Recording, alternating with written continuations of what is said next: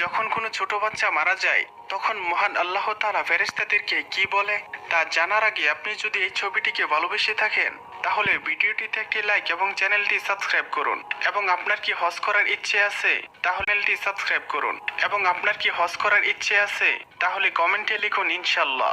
তো যখন মালাকুল মাউত কোনো ছোট বাচ্চার রূহ কবজ করে মহান আল্লাহ তাআলার কাছে নিয়ে যায় তখন মহান আল্লাহ তাআলা মালাকুল মাউতকে বলে, হে মালাকুল মাউত, তুমি কি আমার বান্দার ছোট বাচ্চার রূহ কবজ করে নিয়ে এসেছো?